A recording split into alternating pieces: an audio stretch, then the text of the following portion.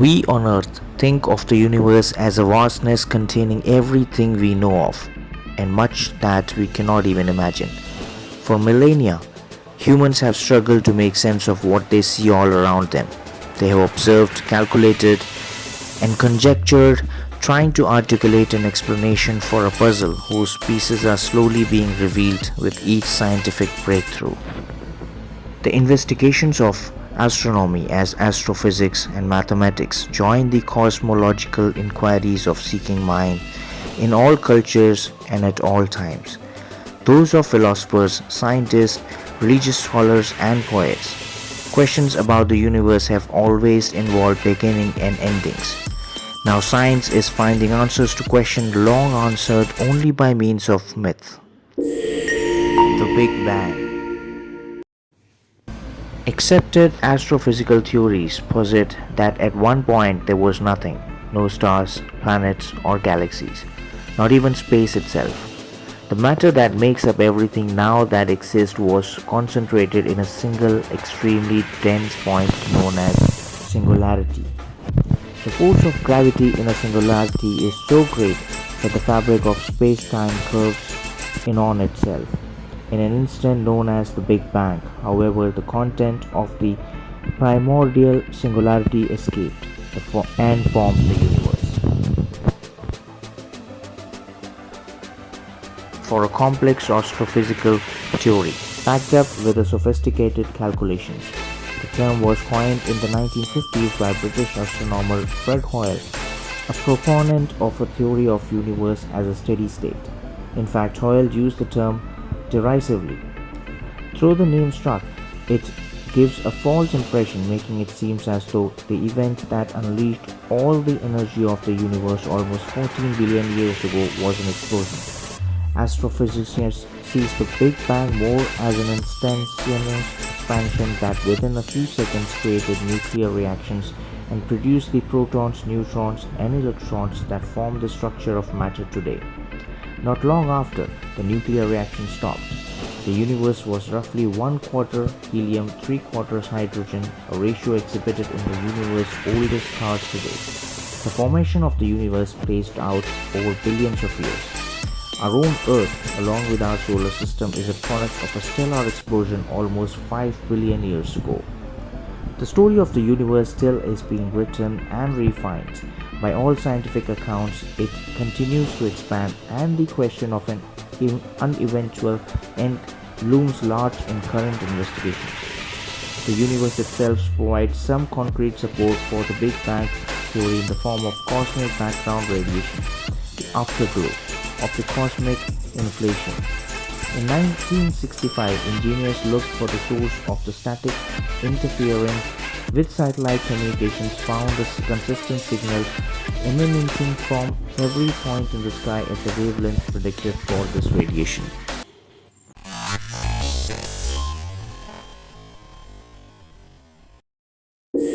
Stars. When we look at stars in the night sky, we are looking back in time. Many stars formed millions, if not billions, of years ago. Furthermore, the starlight that reaches our eyes left those faraway stars some time ago. Ranging from a few minutes ago, the Sun, to 4 years ago, Alpha Centauri, the Sun's nearest star neighbor, to a much longer time ago, objects at the edge of our galaxy. We measure these distances in light years. 1 light year is equivalent to approximately 6 trillion miles, or the distance light travels in 1/365-day Earth year. Alpha Centauri, at 25 trillion miles from the Earth, is about 4 light years away. The light we see today from the Andromeda galaxy left it 2.5 million years ago. Andromeda is 2.5 million times 25 trillion miles away. Stars, which are balls of gas, mostly of gases hydrogen and helium, emit radiation. They create an energy by fusion hydrogen and turning it into helium in their cores. We see the resulting energy as starlight. Astronomers classify stars based on their size, temperature, color, luminosity. Size in this case related to mass rather than linear measurement such as diameter. Stars start the same way, but their lives play out accordingly to their size and the mass. The mass of a star determines all of its other characteristics, including how hot it is, what color it is, and how long it will live. Massive stars are hot and blue, whereas small stars are cool and red. In stars, size matters.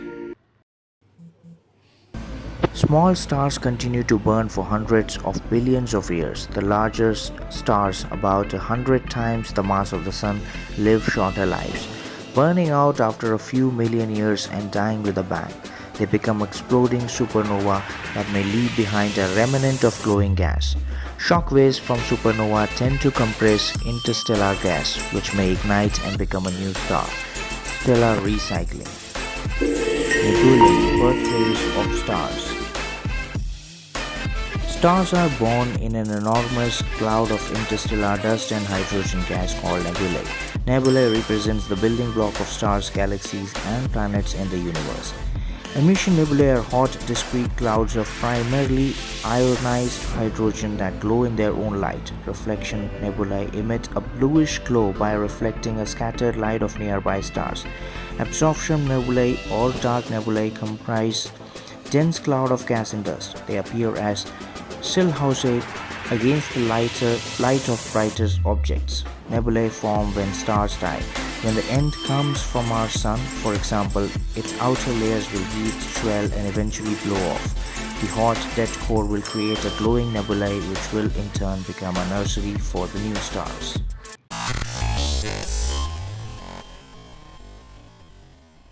Constellations. Star seems to move across the sky through the night, but that movement is due to Earth's rotation. As Earth spins on its axis, objects appear to rise in the east and set in the west. In northern hemisphere, some stars never appear to set, called circumpolar stars. They circle at a point projected in the sky about the North Pole near Polaris. The pole star, a corresponding situation exists above the South Pole near the star Sigma Octanis. In ancient culture, sky watching played an important role in navigation, agriculture, religion, and even entertainment. Those who observed the heavens connected stars to form patterns that related to the heroes, gods, and legends of our culture, what we refer to today as constellations. Most cultures name constellations and attach cultural meaning to their patterns. Native American sky lore, for instance, often used constellations to teach moral lessons. Today, the Western world acknowledges the constellations that originated in Mesopotamia more than 5,000 years ago. Babylonians, Egyptians, and Greek astronomers also made contributions during the classical age of their cultures. In 1928, the International Astronomical Union determined which constellation would be officially recognized. Of the 88 constellations on the IAU list, 48 were identified in ancient times with just naked eye. The remaining 40 were added in more recent centuries. The IAU also defines each constellation's border so that the grouping represents not only star patterns but specific regions of the sky. These borders ensured that each star would be restricted only to one constellation. Constellations changes over the time as the star in them move through spaces. The Dipper, part of the Big Dipper in the constellation Ursa Major, Great Bear, appeared much more square in the past. Now the Dipper's ball is starting to elongate, about 1 lakh years ago from now. It will look more like a soup ball with a handle.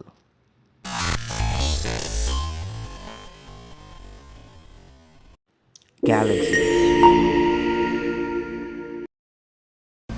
The universe contains more than 125 billion galaxies, immense aggregations of star, gas, dust, and dark matter bound by their own gravities. Galaxies vary in size, luminosity, and mass. The largest are a million times brighter than the faintest. Galaxies take one of the three regular shapes: elliptical, spiral, and irregular. Our solar system resides in an arm of the Milky Way, a spiral galaxy some 1 lakh light years long from end to end. Our sun and planets revolve once around the center of the Milky Way every 250 million years. Scientists studying galaxies have recently discovered that they are not randomly distributed but rather clumped together in clusters, lined up at the same distance from one another, forming a kind of great wall. The Milky Way belongs to a cluster called a local group, which contains the Andromeda and M33 galaxies as well as about 35 dwarf galaxies. Local is a relative term here. The cluster's diameter is more than 10 million light years, which means our neighbors in the local group are millions of light years from the Milky Way. Gravity holds the galaxies together even as clusters, groups, and individual galaxies fly away from each other as the universe expands.